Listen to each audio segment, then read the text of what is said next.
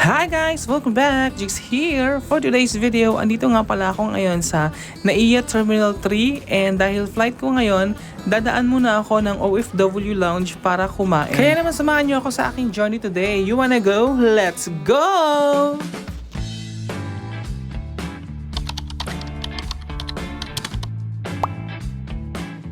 So, ayun na nga at medyo maaga ako ngayon kaya meron tayong oras para dumaan dito sa OFW Lounge. Kung kailangan, sir? Sir, Ticket lang.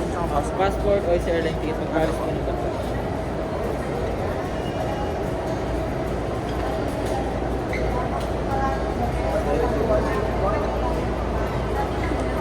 Thank you.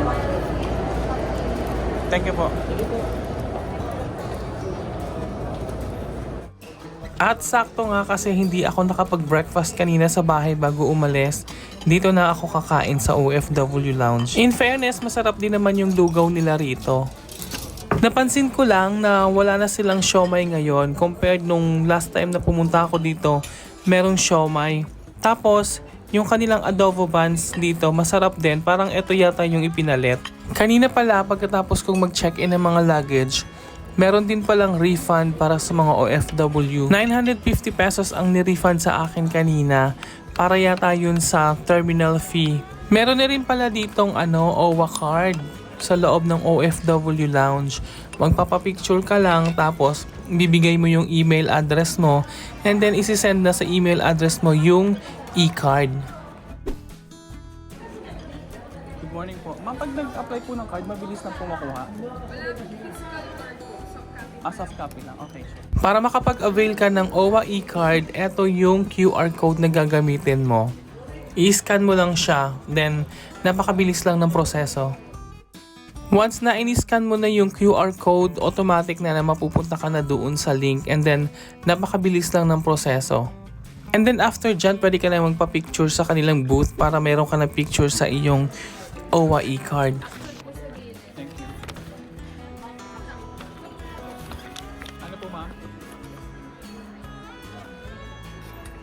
Dito po.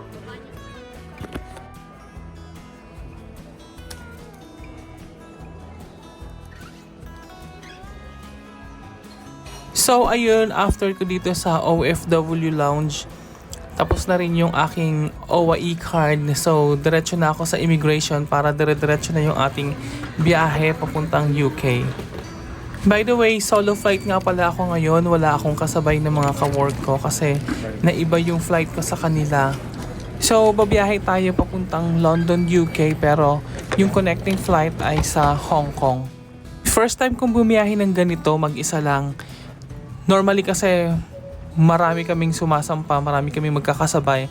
Dahil nga sa medyo hindi pa natatapos yung kaguluhan sa Middle East, na bago yung aming mga flight details and ako yung napahiwalay. Kaya solo flight ako ngayon papuntang UK. So ayun, almost 2 hours yung flight from Manila to Hong Kong kasi dito yung aking connecting flight papuntang London. At meron akong mga 2 hours na waiting para sa susunod na flight.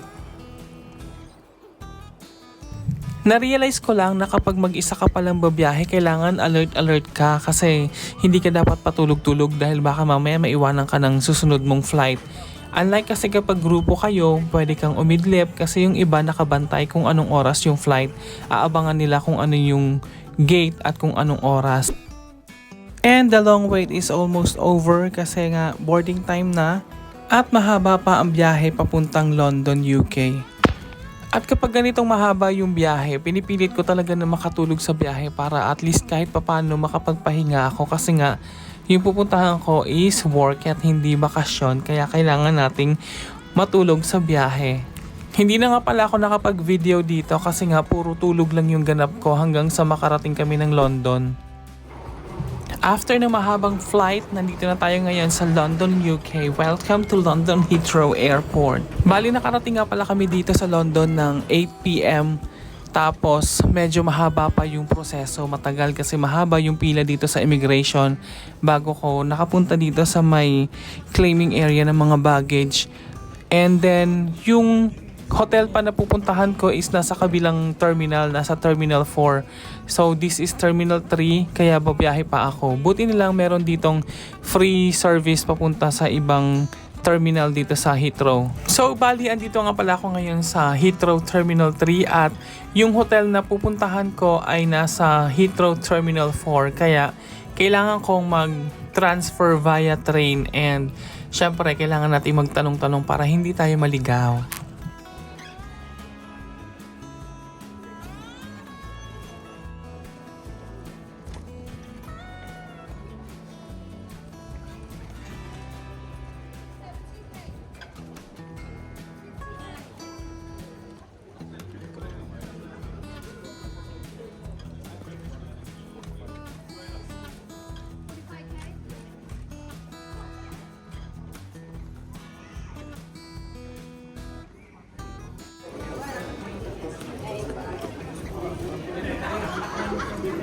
Excuse me. Free ticket. Thank you.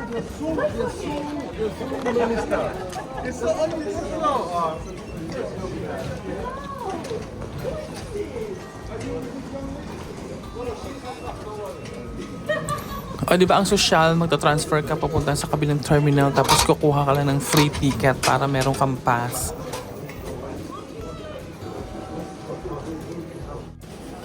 Customers with luggage are advised to use the lifts.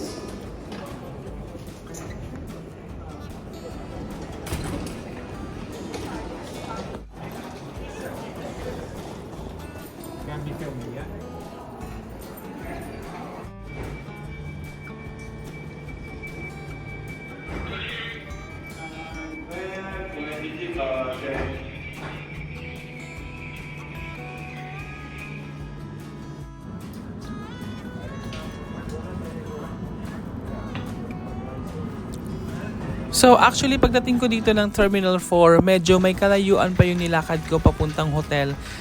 Nagmamadali nga ako kasi para maabutan ko pa yung dinner.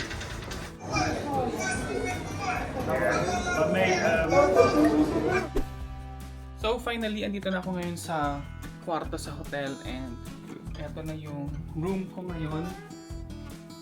At mga ano na eh, 11:20 na ng gabi, nakalagay dito sa telephone. So, sobrang pagod talaga yung biyahe, ang layo. Tapos, nag-transfer pa ako pagdating dito sa London Heathrow. Nag-transfer ako from Terminal 3 going here to Terminal 4 kasi nandito yung Premier Inn sa Terminal 4. So, ayan yung kama. And, as you can see, gabi na nga talaga sa labas. So, see. Ayan siya. So, tomorrow is another day. Tomorrow is the big day pala. So, eto yung CR, eto yung toilet. Tapos may bathtub dito. So, matutulog na ako. Buti na lang nakahabol pa ako talaga ng thinner. Kasi kapag hindi, charge to my account na yun, hindi na sa company account. Kasi hanggang 10 o'clock lang yung dinner. So, I guess, see you tomorrow. Bye!